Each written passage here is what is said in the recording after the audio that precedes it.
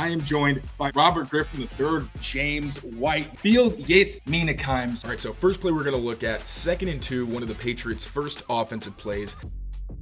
What's going on, everyone? Mike Kadlick, Tayler Kyles here for CLNS Media, back with another episode of the Pats Daily Podcast. We are powered by Game Time and Prize Picks. We'll hear a little bit more from them later. But first, Taylor, it's time to dive into the film. We're now 2 days out from the Patriots' 30-13 loss to the San Francisco 49ers on Sunday. And what we're going to do here is dive into some themes from the offensive side of the football. Now, we know the big picture stuff, the 50% or plus pressure rate. Jacoby Brissett got sacked 6 times. Demontre Jacobs, first start on the left side. Ramondre Stevenson fumbling. That's all the stuff. You took a look. We took a look at the film over the last couple of days. And like I said, we're going to dive into a couple of those themes. But first and foremost from you, just general thoughts offensively, defensively. What are your overarching thoughts after diving into the All-22? Yeah, so we've got a defensive episode coming up soon, so I'm not going to spoil a lot of that. But the biggest takeaway that I had was, as frustrating as it is watching Jacoby Brissett at times, as frustrating as this offensive line is at times, and we'll get into both of those things, I think the more important part of this game is, one, they kept turning the ball over. Now, obviously, the pick six, Ramondre Stevenson's fumble, like you mentioned, and Jacoby Brissett committed 5 turnover-worthy plays. And we have been saying for a couple weeks now, one of the few reasons that Jacoby Brissett may be the best option for the Patriots right now is because he's protecting the football and he's not contributing to their losses. Now, when you literally hand the team points, I'm sorry, but you fall into that bucket of you're helping the team lose the game. That being said, the defense has not performed the way it needs to. Now, of course, the defense did lose Kyle Duggar. That's no small thing. That's very significant. But, I mean, still, their execution wasn't nearly good enough. We'll dive into that more in another video. But, like, the contain issues were still a problem. You had a couple of coverage busts, just things that you can't tolerate, and then players being selfish, like Devon Godshaw mentioned. But really, it comes down to players that you expect to win you these games, like the defensive players, like Ramondre Stevenson. Those guys need to step up and be the leaders and, again, propel you to some of these victories. But I don't think that Ramondre, obviously, or the defense did a good enough job of that. And it doesn't help when you're also, again, for the second week in a row, facing a huge deficit and basically have to partially abandon your run game and become more obvious when you drop back to pass. So, we'll get into Jacoby Brissett in the offensive line, but this was a full team failure. Everybody needs to be better. Also, grain of salt, we have just seen them face 2 of the best teams in the NFL, the most talented teams in the NFL, and last week, one of the most well-coached. So this week, they're facing the Dolphins, a Dolphins team that did not look good on Monday Night Football. No, they did not look good since Tua went down, and even before then. So I feel like this is a big bounce-back week, but they're going to have to take advantage. Yep. So let's dive into it now. We're going to get into, like I said, some overarching themes from this game. And the first one, as we do here on Pat's Daily, I guess it's some good news because wide receivers are actually getting open. Now, you broke down the film. The first one we're going to go with is, unfortunately, the Jacoby Brissett pick 6 that you just mentioned. They were down 6-0, 3rd and 5. And Jacoby, unfortunately, throws that pick 6 to Fred Warner. Like I said, down 6, 3rd and 5 situation. Great play by the linebacker. But what'd you see on it? Who was open? How'd they get open? Yeah, so we're going to run the play first. Now, you just saw Jacoby Brissett move Antonio Gibson from the wing to the backfield. That's because they're going to chip Nick Bosa twice. I really like this play design because they gave Mike Onwenu some help against an elite rusher. But, of course, Jacoby Brissett throws it right to Fred Warner just before he gets hit, which needs to be noted. And Jacoby takes a big hit trying to make the tackle. So let's break this down from the beginning of the play. So the Patriots are coming out in a 3-by-1 formation. This is what's known as a tray look, where that guy at the top of the screen is actually a tight end. That's going to be Hunter Henry. Again, he's going to help chip Nick Bosa along with Antonio Gibson, who's in the backfield before he engages with Mike Onwenu. And then the 49ers are showing a single high coverage, and they're going to end up sticking to that. I'm sorry, they're not going to stick to that. It's actually just a disguise because, as you see, this slot defender here is actually going to bail into a deep half. They're playing cover 2 with the terrifying Fred Warner in the middle of the defense. The Patriots are going to run a triple in concept. So you've got Jalen Polk running a more shallow in cut. You got Demario Douglas on a crosser behind him. And then you've got a dagger route from Tyquan Thornton behind that. And as you can see from the blue arrows, you're going to see Hunter Henry chip and then release over the middle. And then you're going to have Antonio Gibson chip, and he's going to release to the flat. Those guys are going to be your check down options. So as you can see, the defense rotates post snap. Now Jacoby hits the top of his drop. And what you're going to notice is you've got the linebackers are sucking up to the shallow route. So you've got Devondre Campbell trying to go down and take Hunter Henry, which is going to take him away from this part of the field. And you got Fred Warner trying to chuck Jalen Polk. What that's going to do is actually create space for Demario Douglas behind him. Now, if Jacoby Brissett anticipates this, he has a pretty easy conversion, and Demario Douglas has a lot of space to work with behind the defense. Unfortunately, Jacoby Brissett, for some reason, is looking at Tyquan Thornton the entire time. Now, typically that dig is the last thing that you're going to read unless you end up getting to your check down, because you're basically looking at what gets into your vision conceptually, or at least that's how I've been taught this kind of concept plays out. So again, Jalen Polk is the first in-breaker. That sucks up the Fred Warner in the middle of the Tampa 2. Then that should open up to Demario Douglas. But even if you don't like it, he actually does have a Tyquan Thornton open. But as you can see, Demontre Jacobs, will get into how this happens exactly, loses inside. That's one thing you cannot do as an offensive tackle. More on that in a second. This is not an easy position for Jacoby Brissett, all right? As you can see, he's got a pass rusher bearing down on him. Even if you don't like Jalen Polk, who, if you put some air on this, there is this cloud defender, so I don't love this look, but you could still put some air on it and give him some room to run under it and then make a play. But even still, you got Demario Douglas running into space as well. Instead, again, he stares it down, and even though he does have 3 open options here, you got Tyquan Thornton about to run into space. Demario Douglas, as you can see, has already cleared Fred Warner, who's now going down to Hunter Henry's route as well. You got a lot of options here, and even Gerard Mayo said when he was asked about it, he's like, yeah, there were multiple options. It was a bad throw and a bad decision. And the reason it was a bad throw, Jacoby Brissett tries to throw with some anticipation. I want to give him a little bit of credit there, but he ends up throwing this right at the hash. And Fred Warner, who, to be fair, you can kind of see earlier here, he gets kind of caught up in that traffic when he's trying to chuck. And I think from Jacoby's perspective, maybe he didn't quite see him. But even still, you got to put air on this, because what happens is he throws a line drive. Fred Warner makes an incredible play on his part to intercept it. But that's just a play you can't have. Great awareness by Warner to get up and then run into the end zone. But again, a play you absolutely can't have. Now we're going to look at the end zone angle so we have a better idea of the matchup between Trey Jacobs, the 4th guy to play left tackle for the Patriots this season, against Leonard Floyd, who is not a great pass rusher. He's a veteran, though. He knows what he's doing. So at first, Jacobs actually does a pretty good job. He gets out to the spot, and he actually engages pretty well with Leonard Floyd. But the issue here is, you see how his back is now to everything else? That's not a position you want to be in as an offensive tackle. And as you can see, that Leonard Floyd has his hand right on Jacobs' wrist that he's going to use to push past the tackle, get the inside track. Now he's bearing down. Fred Warner's looking right at Jacoby Brissett. Leonard Floyd closes in. Fred Warner just makes an easy interception for him. Easy for him, not easy for a lot of people. Right. I don't need to show the whole thing, but as you can see, he takes it back to the house. Yeah. Again, there's a way to get that ball in there to Tyquan, like you said, put a little bit more arc on it instead of trying to throw that line drive in there to Warner. But great play by the linebacker. And I also I don't like that he's staring him down, because that's, again, Warner's smart enough where he can basically cover all 3 guys right there in the middle. He was on Pop's back. He went up to Henry, but he's watching Jacoby's eyes the entire time and knows he's gonna throw that dig. And so, not a great decision, not a great throw. Other guys open, tough to get in the ball though too, with Jacobs getting spun around like that. 100%. Yeah. But moving on to the next one now, Taylor. We got another one later on in the second quarter. Now down 13-0. Jacoby Brissett seemingly has Kayshon Boutte open on a dig route. Instead, ends up getting sacked. Break this one down for us when you got it, and take us through it a little bit and tell us what happened. Yeah, so this is one of the worst misses I've seen from Jacoby Brissett this entire season, because not only was Kayshon Boutte wide open, but he leaves the pocket, doesn't throw it away, and almost gets stripped. He was very, very close to getting the ball punched out. So break this down from the top. This time the Patriots are in a 2-by-2 formation. You've got, I believe it's Hunter Henry on the wing. You've got Kayshon Boutte inside the numbers as the receiver. To this side is the Z. Then to this side, you've got Jalen Polk. And in the slot, that's Demario Douglas. 49ers showing a single high look. Now, the 49ers, once again, are actually disguising, because this defender is going to drop into a quarters coverage, and they're basically playing cover 4 across the board to try to take away the deep ball. But the Patriots are going to run the main concept here, really, is this high-low or sucker concept to the right side. Basically, the intention is for you to read this defender. If he bites down on this underneath route, you throw behind him. If he ends up saying, you know what, I'm going to go and bail and take this deeper route, then you go underneath.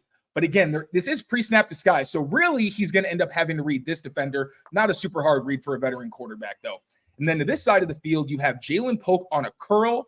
You got Demario Douglas on a whip in. And then you've got Jermichael Hasty going out to the flat.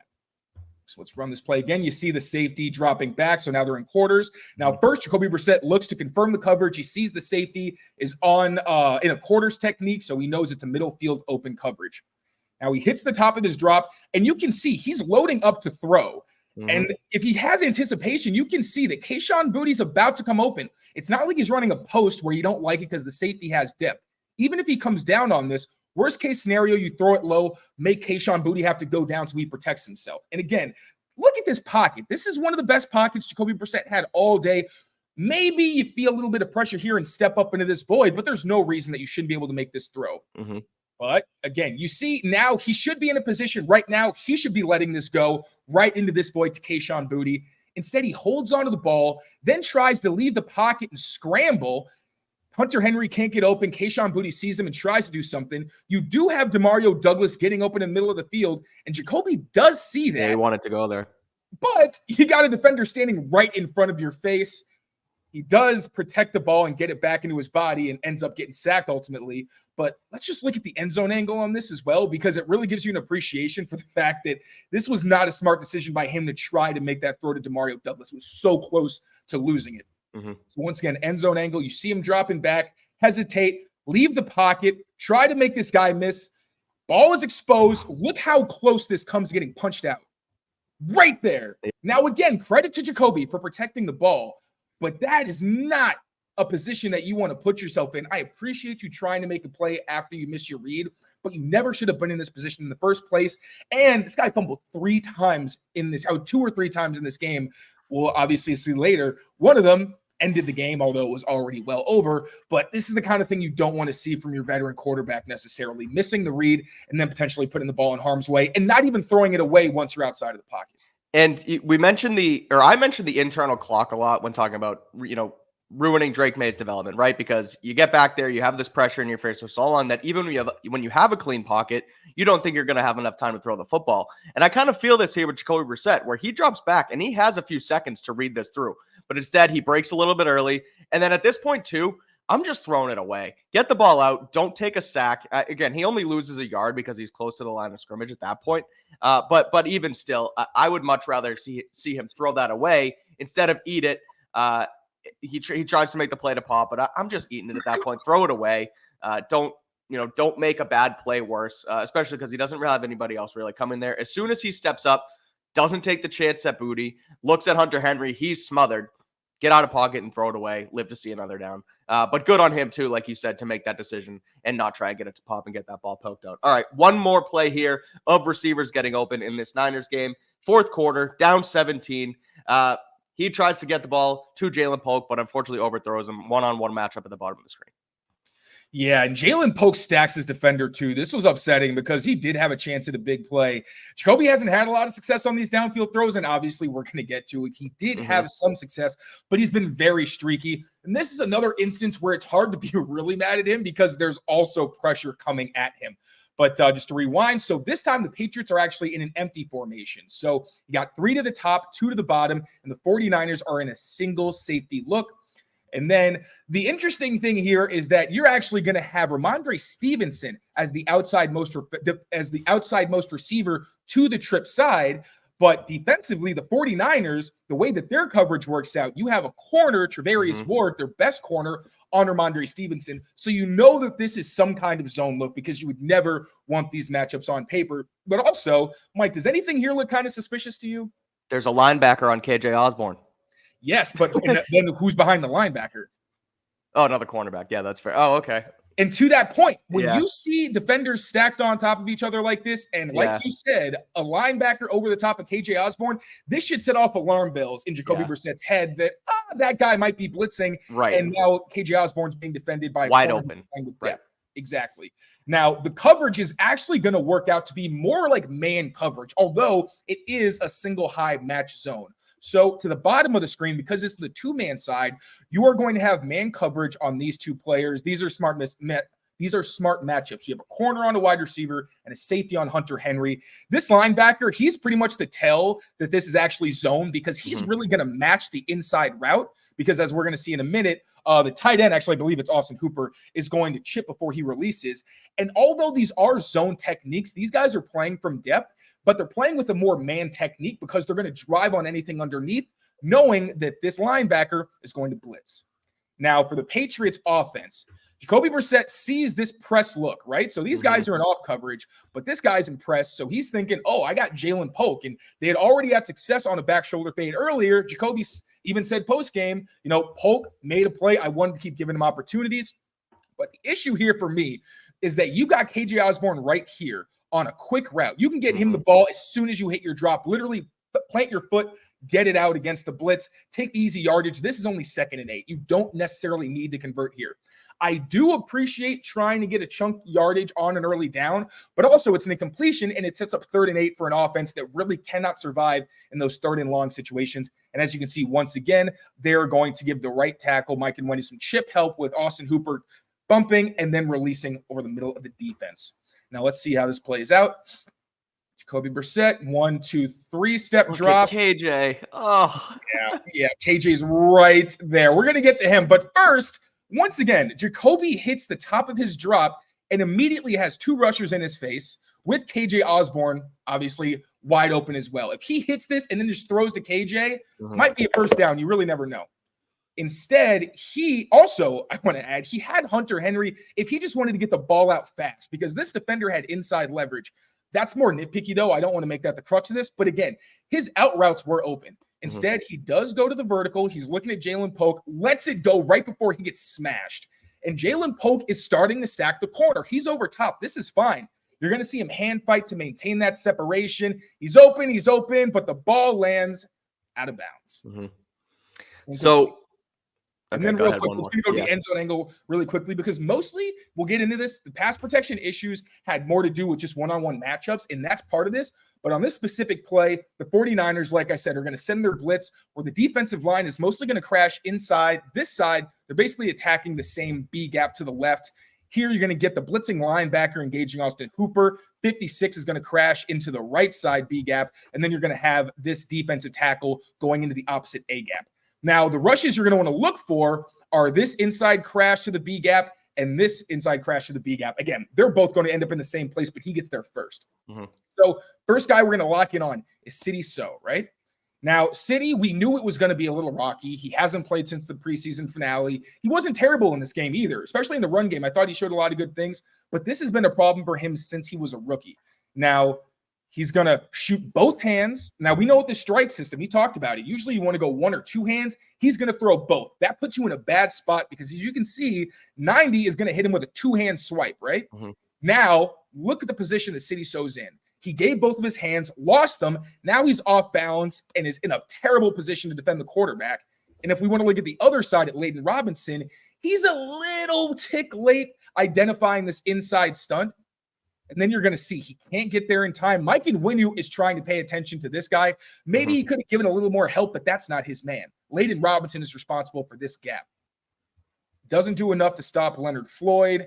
Jacoby gets crushed, and once again, incomplete pass. Yep, not a great throw. And it's because of the pressure, too. He's not able to get, he's not able to get everything behind it. He's throwing sideways because of that. And then as you see, it goes to the goes off. And I'll even say, I understand this is tough. This is one of those plays you really don't want to be a jerk and blame Jacoby because he does get hit here. And you can't always expect, they have enough blockers. They should be able to pick this up. Everyone should be accounted for. You just have 2 losses from your interior lineman. Again, I would have much rather seen him say, you know what, this is a blitz. I know I want the chunk play. Let me just take the easy stuff because you need to cover for your offensive line. I don't love the decision making, but it gets even harder. And that's why it's so hard at times to differentiate. Is it the Lions' fault or is it the quarterback's fault? Because we saw Jacoby absolutely does miss opportunities, missed 2 critical ones, one that ended up being defensive points. But as we're going to get into more, the pass protection simply was not there. It hasn't been there in a way where you can expect Jacoby to be on his game every single drop back. And thinking about down and distance situation and game plan, right? 2nd and 8, you talk about it. If this go ball to the left side one-on-one goes incomplete, then you're looking at 3rd and 8, another tough situation. They talked about it this week. This is a get the ball out of our hands quick game. So you look to that front side, like you mentioned, and the one alarm bell that went off on me was the linebackers on KJ Osborne. Now, it's that in addition to the blitz. So I look to that side. That's my first read. You go there, the linebacker comes, and that's a hot route right away because of how far off the cornerback is. Instead, he wants to give Polk a chance. Again, don't hate it, but need a better football, situational awareness, things like that. So, and to Brissett's credit, like those go balls, people don't always understand. That's basically a quick throw. 100%. Like, it's supposed to get out of your hand. We mentioned it last week where Keon White was getting to Aaron Rodgers on throws where he was getting the ball out fast.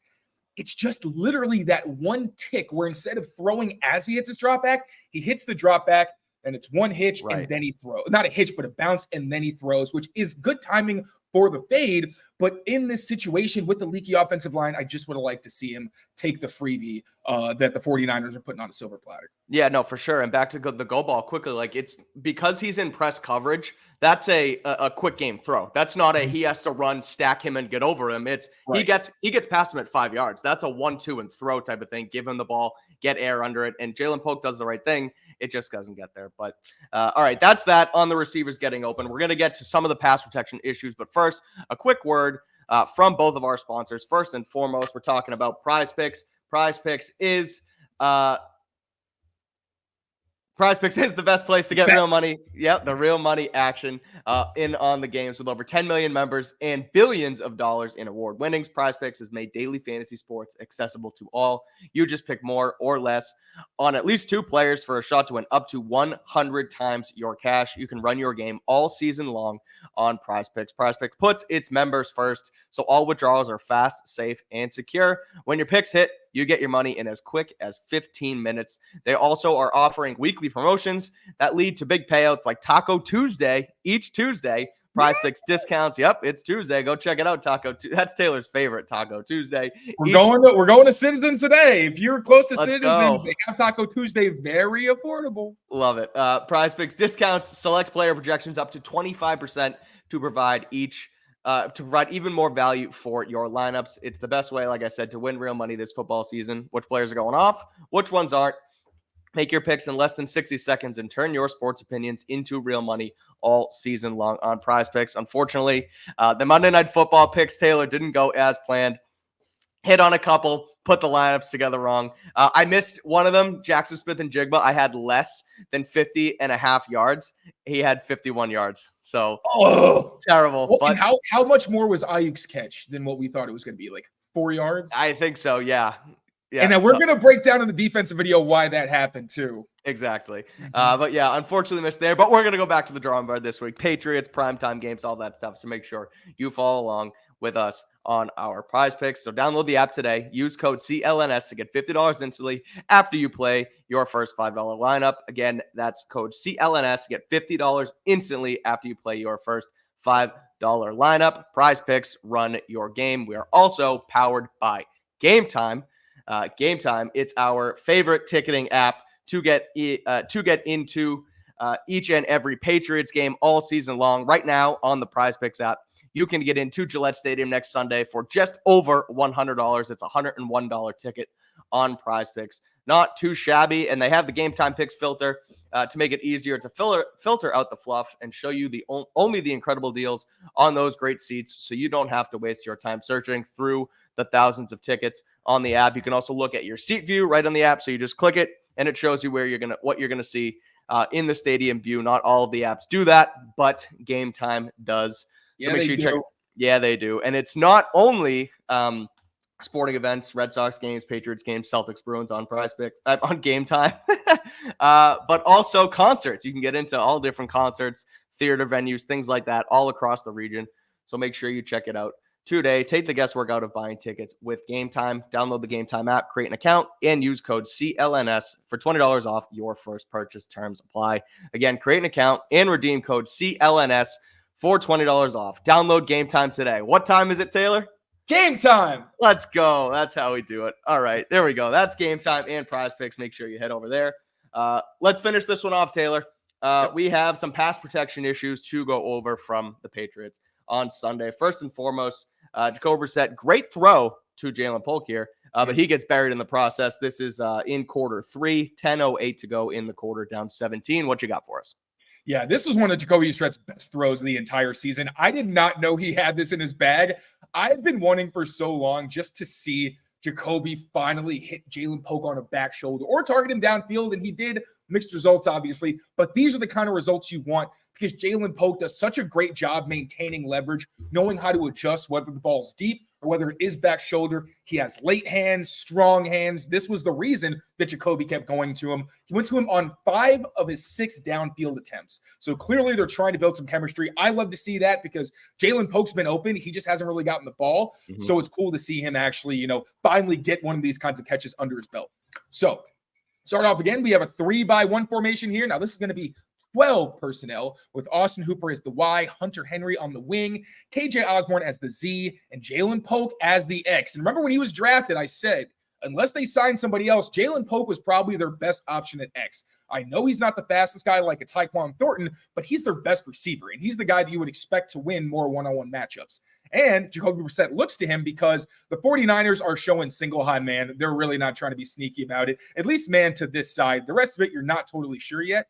But what it's going to turn into is actually a zone blitz. So they do have man to this side. This is a pretty common thing defenses do against 3-by-1 formations. They will put the backside in man-to-man coverage so they can flood the place where the offense has the numbers advantage, which is to the 3-receiver side right here.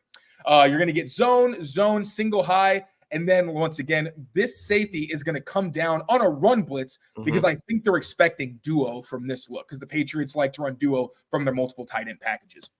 So what the Patriots are going to be doing is they are actually going to be running. I really like this concept, honestly. Obviously, there's the go ball to Jalen Polk, but they also have this flood right over here where you're actually going to get Antonio Gibson on basically a slip screen with Hunter Henry just waiting to engage if this gets thrown. I'm not sure how much of an option Jacoby Brissett had to go right or if this was something that he had the alert he wanted to go downfield to Polk. But because they blitz, this actually turns into something that would have been a decent read. But again, Jacoby knows where he wants to go with the ball. It works out. I ain't mad at it.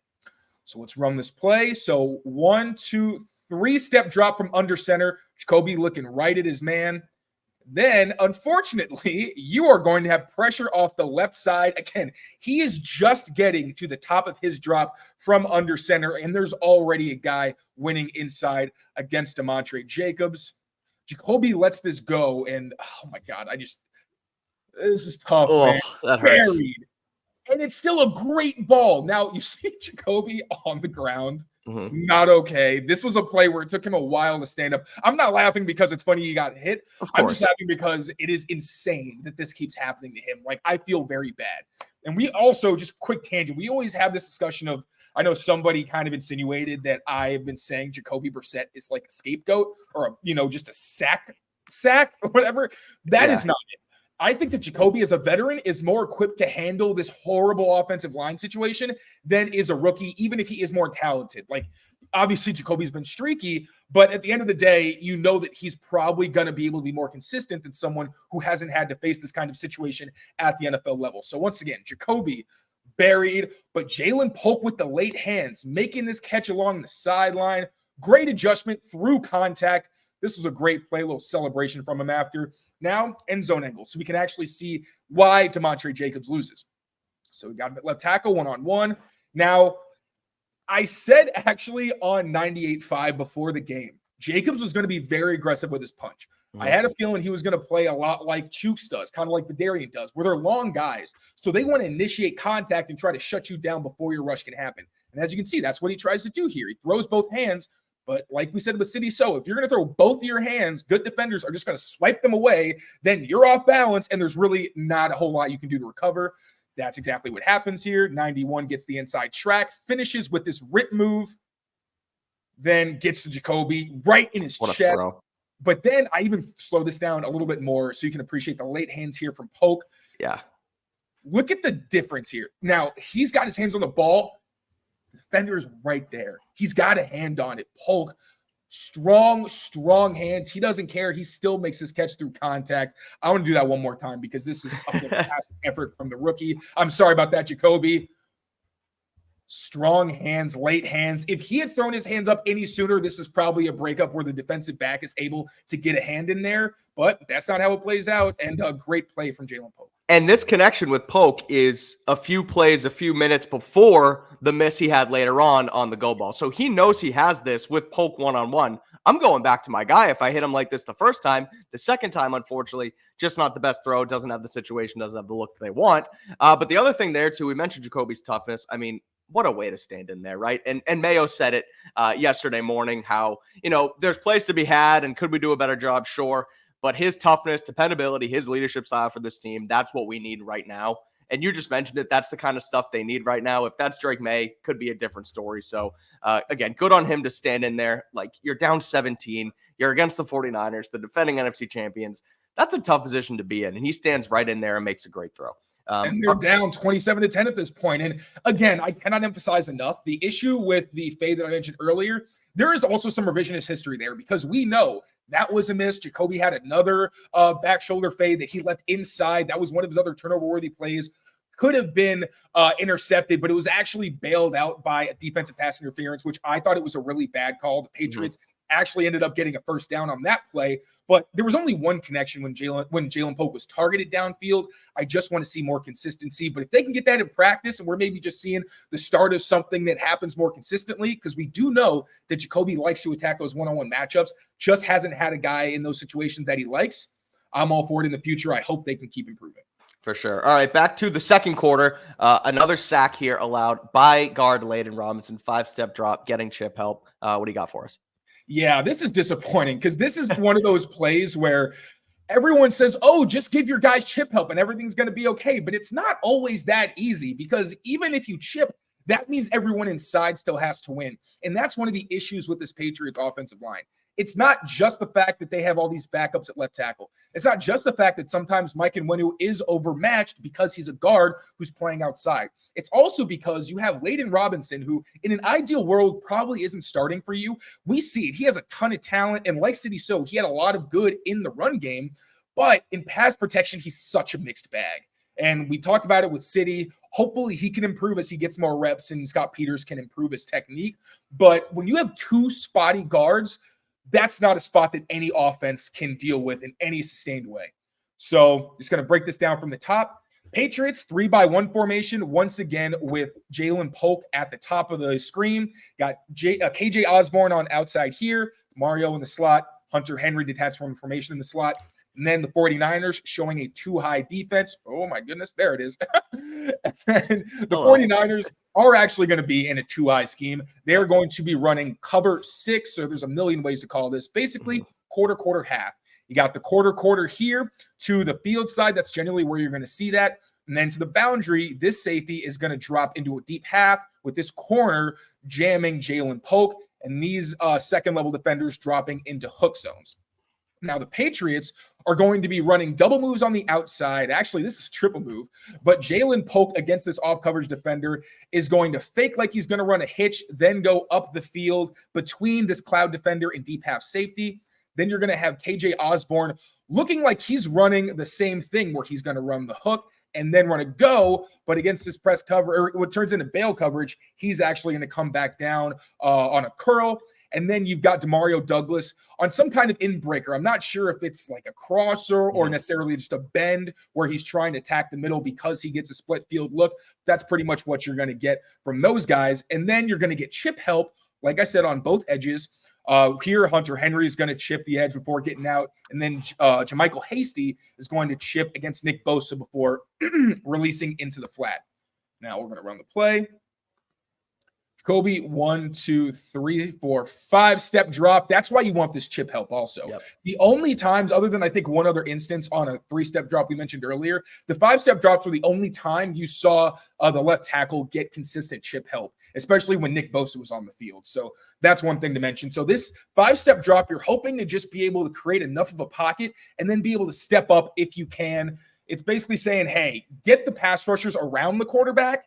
He'll have space to step up. We should be okay, so we can let these routes develop. Now, Jacoby's at the top of his drop, and surprise, surprise, you've got a defender right in his face immediately. And if you look, no one's even open yet because you got these guys still running their routes. And Demario Douglas is starting to break over the middle, but you also see this defender has vision on him. He's eyes on him. He knows that. So he's going to buzz underneath it. There's nowhere that Jacoby Brissett can go with the football. And even if you wanted to say, oh, throw your checkdowns, they're not looking at him either. Like that would be a split-second decision for him to try to get the ball out. Now, he does show his veteran intelligence and try to throw it at the feet of Hasty, even though as he's getting taken down, you see, all right, Jalen Polk, he thinks he's open. I wouldn't love this because the safety is breaking on it. You would need a freaking seed to make that throw. And then you do have KJ Osborne to this side. But one thing that I've noticed this season, Jacoby Brissett, and it's not crazy because he doesn't have an elite arm, is not going to throw curl routes to the backside. I think defenses know that too because they were giving them these all day. Jacoby never tried to target them. So this really isn't even a viable option given what Jacoby typically throws. You're thinking it's where he was looking was Demario Douglas, but again, he needs time. That's a tough look with this guy buzzing under, and he doesn't have any time to get to Jalen Polk. And again, he's getting hit as his checkdowns are trying to get open. Brissett tries to get the ball out before he gets taken down, just can't do it. On replay, this was ruled a sack. He shows the intelligence there to try to get them out of a bad play, isn't able to do it. Now we're going to look at the end zone angle. Layden Robinson against Malik Collins. Malik Collins is a very good defensive tackle, one of the better ones in the league, doesn't get a lot of credit. Him and Javon Hargrave, monstrous duo. He's going to take Layden Robinson to school right here. This is kind of rough. All right, so we're going to see getting set. He's going to fake this outside move, go inside. He's going to get his hand in Layden Robinson's chest, and that's going to give him immediate control. He's going to throw completely. That's bully ball. Freaking forkless Layden Robinson gets the rookie off balance. Then you see the swim at the top to get around him. Keeps fighting, and there's really nothing Jacoby Brissett can do there. He's got a great play by Collins too to just gather him. One more time just to see this. This was a great rush by Collins. I'm not even really mad at Layden Robinson, but again, this is an example of it's trial by fire. He's dealing with great interior defenders every single week. Really tough matchup. But even though you have 7 guys in or helping in pass protection, you still can't get that ball off. And, you know, the Jacoby haters, I'm sorry, there's not a whole lot that the guy could have done in that situation. I was just going to say, this game against San Fran was one of Jacoby's worst games this season, if not his worst. Left things out there to be desired. That play specifically, nothing he can do. No time on a deep downfield concept. Has no time. Malik Collins, great play against a rookie offensive lineman. As soon as he gets to Jacoby too, doesn't mess around, grabs him by the hips, so Jacoby can't even try and make a miss.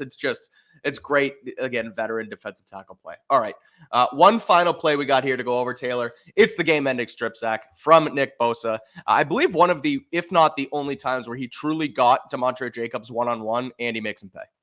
So this actually happened a few times. Really, It was only happening on 3-step drops, though. And I do wonder if Alex Van Pelt would have liked this play call back, because this is a critical situation where you're putting your 4th-string left tackle in a really tough position against one of the best edge rushers in the NFL, maybe in NFL history. Like, the get off on this, we're going to see another angle from Bosa, is ridiculous. Trey Jacobs had absolutely no chance on this rep. And I know that live, I was wondering if maybe Jacoby could have gotten out of his hand faster. I don't think that was really an option, though. I think that's a little too nitpicky. So starting at the top, we have another 3-by-1 formation. Jalen Polk is actually inside the numbers this time, so he has more space to work with. Then you're going to have the 3 receivers here. Similar look to what we saw before with Hunter Henry as the number 3, KJ Osborne outside. And then once again, the 49ers showing a split field zone look. Now, this is basically a quarters type coverage, but like I mentioned last week in the red zone, these things play out kind of funky. So I think it's more helpful to show how it plays out rather than try to guess what exactly the coverage was. So the way this plays out here is these guys are on in-breakers, and both of their cornerbacks follow them like it's man coverage. And then both of these defenders end up essentially bracketing Hunter Henry. Then to the weak side, this guy is going to pretty much drop into a zone coverage with this safety looking like he's in quarters technique. And I believe this corner is playing palms.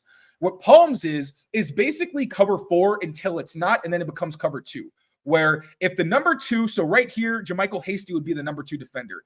If he breaks to the flat, this guy has to respect that and becomes a cover 2 corner. If this guy just goes short and then this number 1 goes vertical, he's going to take the number 1. So the way this guy plays it, again, he doesn't immediately go outside. It looks like quarters. And even though this corner is going to kind of midpoint these routes, that's why I don't think it's cover 2. I think it is some type of quarters look. The Patriots are going to be running to this side a smash concept. So Jalen Polk on the corner route, that's going to be the first look. Jalen Polk, again, putting this defender in conflict. Then you're going to have Hunter Henry basically running up the seam with DeMario Douglas running a shallow crosser. And backside, you're going to have KJ Osborne on an in cut. Really, these guys aren't part of the progression from this. It looks like, all right, I got split safety. I just want to read what he does, and I'm going to make the throw. So, Jacoby Brissett. Do you see how fast Nick Bosa got off the ball? Yeah, it's insane.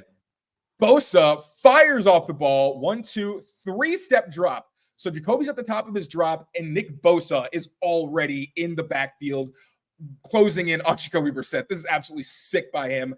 Now, I know some people were upset that Jacoby hit the top of his drop and then had a little bounce. I never assume that Jacoby is freelancing with his drops. I just think that's how this goes.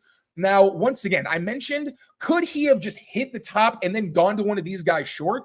Maybe, but also this is so fast. It's a bang play. I don't even think he has time to process that he should have gone to these shorter guys. The only thing is, Nick Bosa's one-on-one. Is that on coaching? Should Jacoby have maybe just tried to get the ball out of his hands and play for 4th down with the game already out of hand? I don't know. But again, the game was out of hand, and I don't blame him for wanting to go to Jalen Polk because he's open. He's about to go into the void in the defense. This corner, obviously, he's going to buzz under it. But if you put it on his head, right? Jalen Polk should be okay. But as he's making the throw, Nick Bosa's already closing in. Great job by Bosa in awareness, hitting the ball out, then recovers it. Pretty much game over for the Patriots. Yep. And then we're the end zone angle as well. Okay.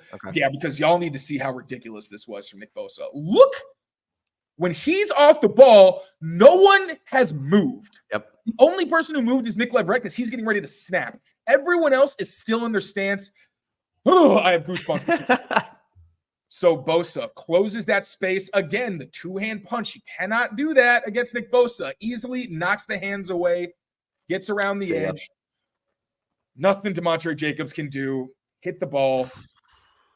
Great rep from Nick Bosa, but I just wonder if the coaching and Jacoby Brissett's decision-making would have been different, with the benefit of hindsight. It's funny. You tweeted the screen grab of that where Bosa's off the line so quickly. And from the end zone angle, it kind of looks like a false start. Like he's jumping before everybody else. But then when you showed the wide angle, you see that the ball's gone and he's just the fastest one off the line and nobody else has even reacted yet. So. Yeah, somebody was like, was this a false start or like, was the cadence bad? I'm like, this is Nick Bosa being Nick Bosa. Exactly. Just an incredible play by an incredible defender against the Patriots' 4th left tackle in 4 games. Not much you can do about it. It's just the situation they're in. So they lose 30-13, Taylor. What's the bottom line? How do the Patriots win games moving forward with this offense? So 1, avoid turnovers. Obviously, you cannot give the other team extra possessions. You sure as hell can't give them points. Next, you need to be a team that's running the ball at least 30 times. Now, I'm not saying even with a fumble happy Ramondre Stevenson. No, but that's part of it. Like, of yes, don't get blown out in the first or second quarter. Like that should go without saying, but you can't do that. That's even more so than avoiding turnovers. Like, don't get blown out and have to abandon the run that early. But the past 2 weeks, the Patriots have run the ball less than 20 times. That's not sustainable because we know this is not a passing offense. The reason that Kyle Shanahan and those coaches like to run the ball 30, 35 times is because if you run it that much, the defense has almost no way of knowing when you're going to use play action and then do a screen. If you're just going to drop back, it forces them to pin their ears back. I don't care what the numbers say. I don't care about the analytics. These are human beings. If you run the ball on someone 30 times, it is going to be very hard. And it also means that you're typically still in the game. Then you have to capitalize on downfield opportunities and freebies. Now, again, the Kayshon Boutte is a great example of like Jacoby, no excuse, you got to hit that. Demario Douglas, ticky-tack, because you know what? You got multiple guys open. You also have somebody closing in on you. That's tough. But then when you're, you have somebody open because of a blitz, sometimes just take the hot. I don't know what the coaching is on that necessarily, and I do want to be fair. We have no idea what they say behind the scenes, but the freebies need to be taken advantage of. If you get off coverage, just let your guys make a play. That's what they said they wanted to do. I'm not sure how great a job they did of that outside of the actual quick game. Finally, avoid long yardage. You cannot put your offensive line, regardless of who's out there. David Andrews could be missing time. We don't know when Vidarian Lowe is coming back. You cannot put this offensive line in situations where defensive linemen, when you're facing elite guys every week, can pin their ear back and just tee off on the quarterback, because Jacoby isn't going to be able to survive that if we're just being very honest. Right. And it just is no way to have a successful offense. Because if you at least are on schedule, some of those 3rd and 10s, they're a screen. You don't have to go downfield. But they've been in situations where 3rd and long meant they had to pass. They could not basically just go say, we're going to play field position. So got to give yourselves a chance. So once again, avoid turnovers, run the ball at least 30 times a game by avoiding early blowouts, capitalize on downfield opportunities and freebies, and avoid long yardage. That's all I got. That's the recipe. Hopefully they can work on it this week as they go in to take on the Miami Dolphins. The offense has a lot of work to do, as we know. The defense as well. We're going to get to the defense tomorrow here on Pat's Daily. We got a couple film clips to break down from there. But that's going to do it for the offense. Couple pass protection issues. Wide receivers are getting open, so a little bit of promise there. But at the end of the day, not good enough. 13 points. Have only scored a maximum of 20 all season long. Got to get the ball in the end zone to win football games. That's going to do it for us. For Tayler Kyles and Mike Kadlick on Pat's Daily. Thanks for tuning in. Until next time, take care of yourself. Take care of yourselves. Are you taking care of yourself, buddy? I don't think so. I'm not. I'm sick as a dog. We know it. But we're trying to take care of ourselves, take care of each other, and we'll talk to you next time. Peace out, everybody.